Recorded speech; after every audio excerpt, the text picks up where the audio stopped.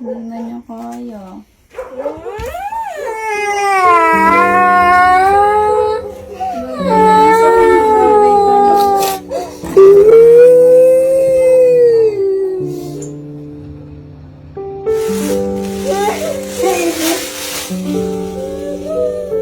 So, last month po, pagkatapos po nung birthday ko, may nakakalungkot po na nangyari dito sa amin. At dinamdam po namin to ni Elma.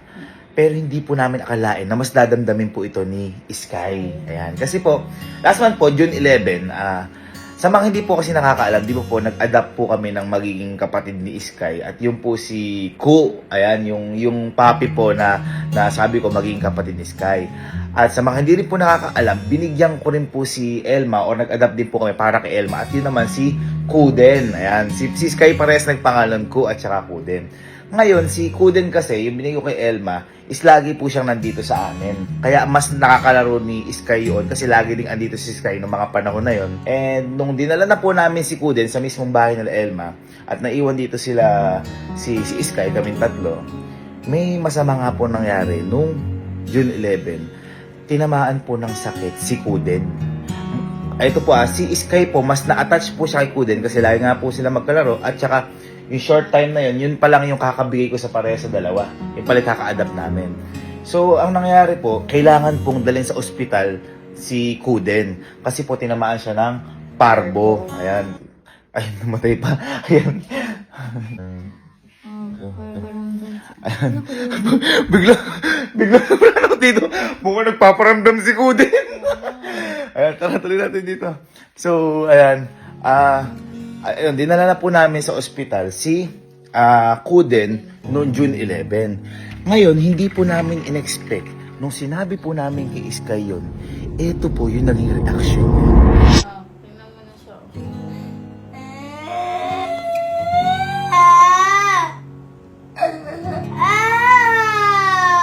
Puntahan natin, puntahan.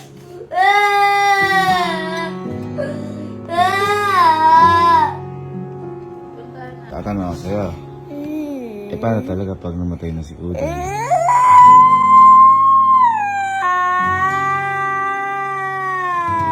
Hindi. Gagamutin nila. Gagamutin. Hindi mo ginagawa. Kaya nga lagi mo aalagaan para hindi mo Kasi takalaki. iniiwan mo eh. Kaya, Tingnan mo ito na ginagamot na oh. Agal niyo. Ginagamot. Ginagamot na. Okay siya.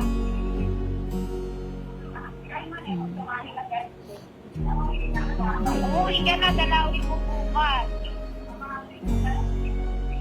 Mary, gumagalaw pa ba si Kuden? Oo. Nakasikat lang siya, pero yung katawan niya wala.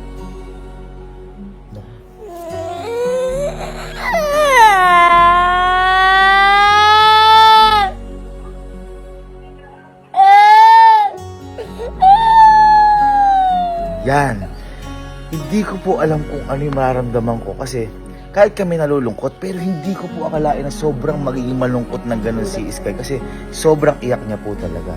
Ngayon, masama na po yung nangyari ng June 11 pero mas masama po yung nangyari nung kinabukasan. Dahil kinabukasan po talaga is namayapa na po si Kuden. Ayan.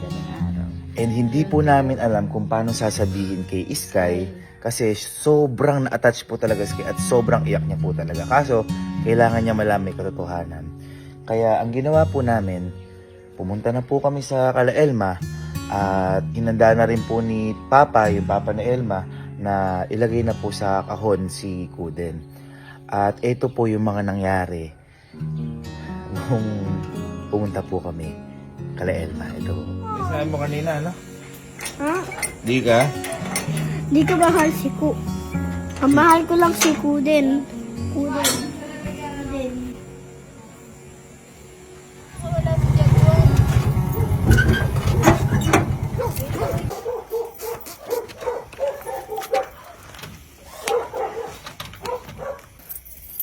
Kasi Jaguar.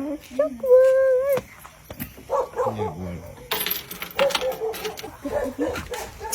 Sky. Inantay ka talaga nito kasi wala na siya. Hindi na niya kaya.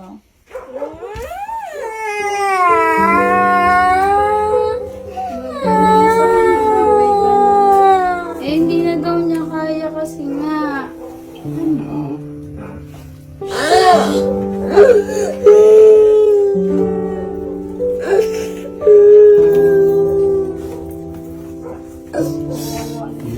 Ito, ilalaksan pa natin. Siyempre, directors namin, ano gagawin?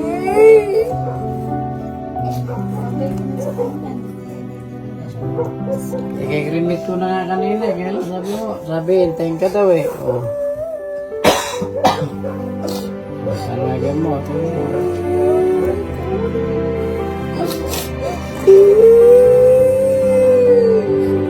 Hindi ka umiiyak.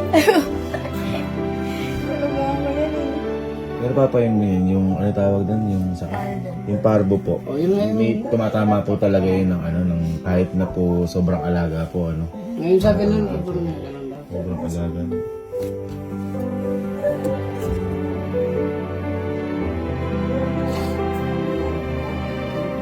Yung mga, basta kayo may update na lang kami. Sabi nga, Iiyak na rin ako.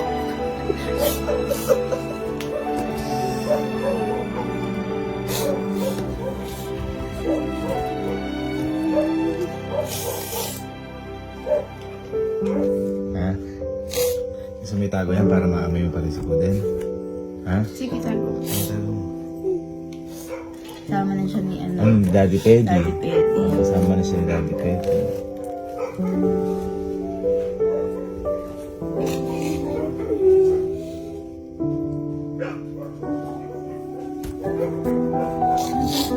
Sorry ka, hindi ko nalabot.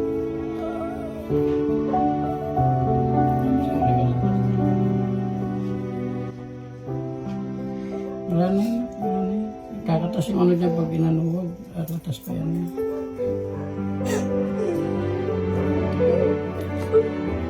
Ha? Ano?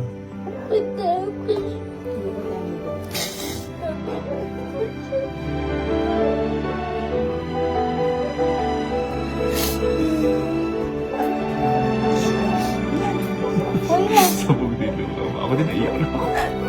Sige na, wala na magtakip siya. Oo, bukas. Sige, bukas. Yan.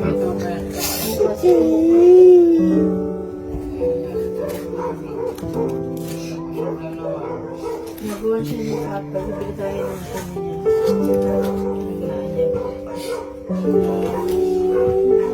Okay lang. Okay lang.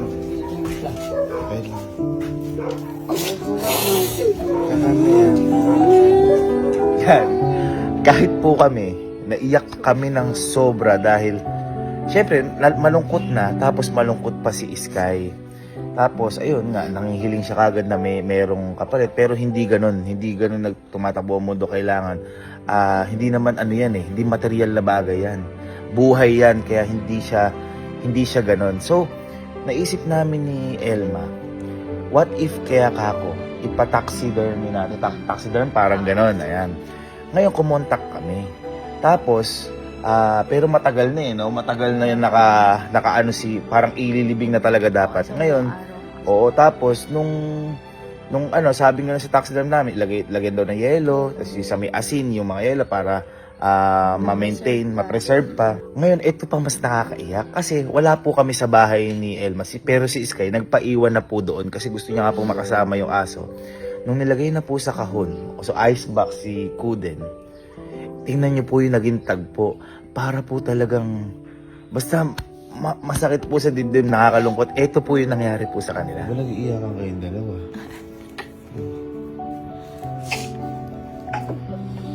Ah, Nandali siya. 3 weeks lang. Tapos babalik siya ulit sa'yo. Yung ba si Johan?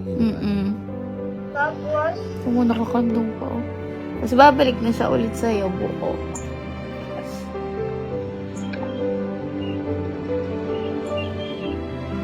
Kaya nandyan na po isusundo kay ano. Hindi, kaka-anuhin siya. Bubuhayin siya. Sige na. After 3 weeks. Sige na, sabihin mo to sa rider, ingatan po. Dali. Andyan na sa labas.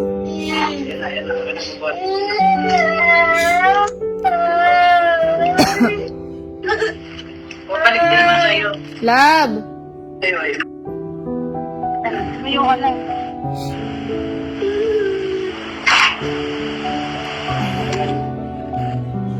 Sabihin mo na kay sir. Sir, ano daw sasabihin? Huwag ka na umiyak. Babalik din siya after 3 weeks. Papataksi. Teka lang, babalik din naman sa'yo. Babalik sa'yo. Balik sa inyo. Huwag ka na umiyak.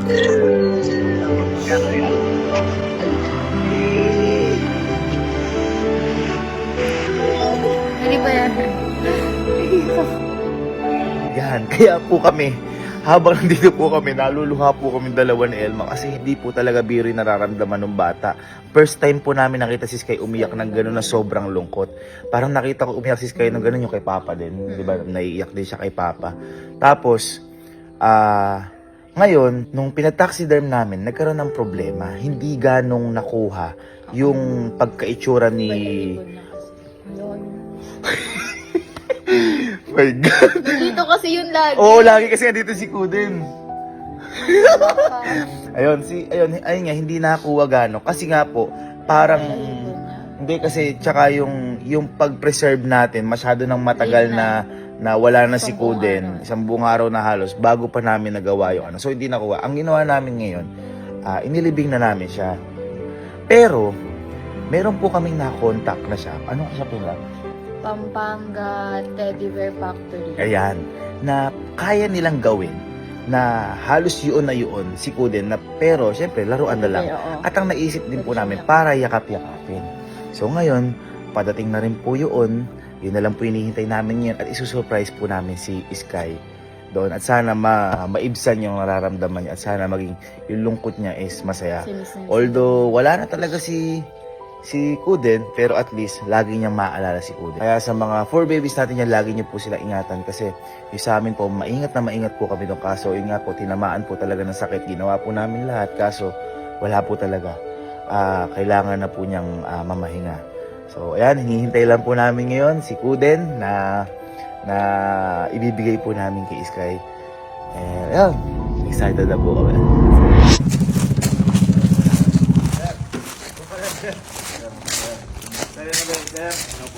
Ito na yung ibibigay namin kay Sky. Kayo hindi niyo pa alam to pero kung naalala mo, di ba, nawala na si Kuden, yung ano ni Sky. Ngayon ito na siya ulit. Hindi totoo nga. Kuya. Pinagawa namin siya ulit. Na parang, ikaw sana namultuhin ka ni Kuden. Kanino boy, parang namatay-matay yung dandaan habang nagkukwentuhan kami. Sabi ko yun, si Kuden bilang, ay! Parang taxidermy, parang bubuhayin ulit yung ano niya. Yung kunyari, di ba yung tatanggalin niya yung laman? Oo. Di ba yung parang Pero ito boy, hindi kanina nga abang nag-ano kami, habang tawag. Vlog kami, bilang namatay na tayo pa dito. Kaya ngayon, ito na siya boy. Ano yung mga pagkat? Parang ay! Demonyo! Ay! Demonyo! Paano ba ako siya?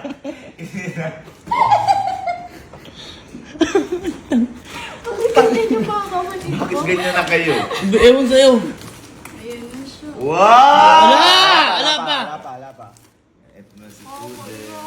Oh my God! Ay, gago, oo nga! Ano mo iyak si Sky?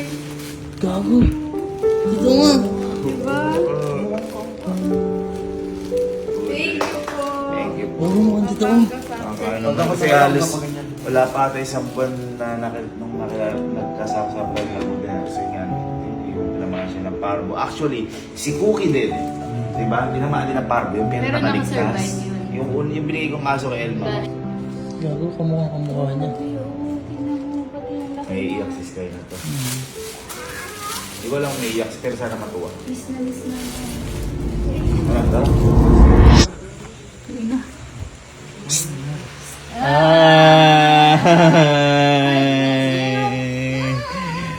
Aga-iPad ka na, ha? Pag nga. Uy! Miss kita eh. Ang laki mo na. Sky, may sabihin ako sa'yo. Naalala mo si Kuden? Di ba si Kuden, wala na siya. Ay, ito. Di ba wala na si Kuden? Tapos naalala mo nung nilagay niya sa may box. Tapos ikaw pa ngayon naghatid sa kanya, di ba? Ha?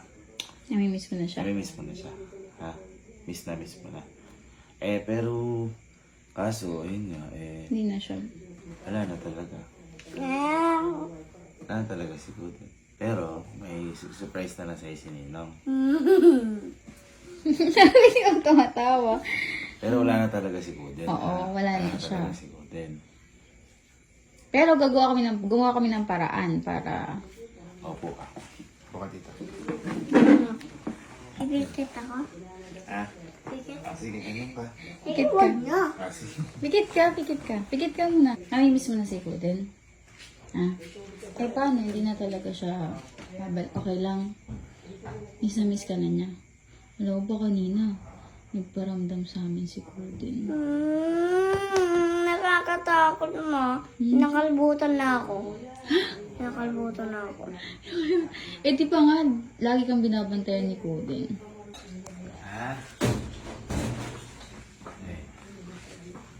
Tingin ka. Nakakahon pa. Nakakahon pa. Yan. So, eto. Gift namin to sa'yo. Para hindi ka na malungkot kay Kuden. Di ba? Sa'yo mo miss na si Kuden. Mas gusto mo siyang makita ulit. Ano? Tumitingin tayo sa langit. Tumitingin ka pa saan? Langit. Bakit? Yung ano. Si Yohan. Kasi Si Yohan nandun na kasi siya. parang palayaw siya ni Kuden. Si Kuden din. Yan, di ba? Tumitingin ka sa langit para makita mo siya. Ganun mo siya ka-miss. Sige. Eto, regalo po namin sa ini. Yan na yan.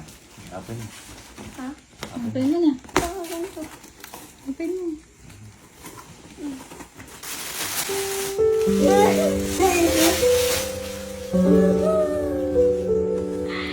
Open mo, dali. Wow! Sino yan?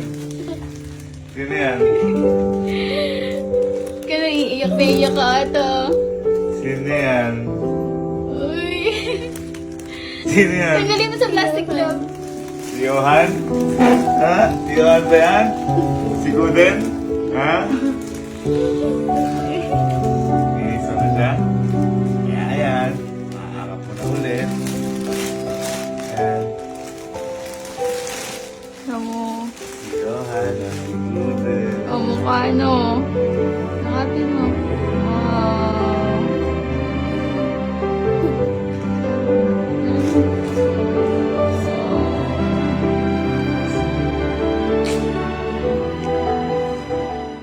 At saka yan, tumatolo. Bak! Ano nga eh?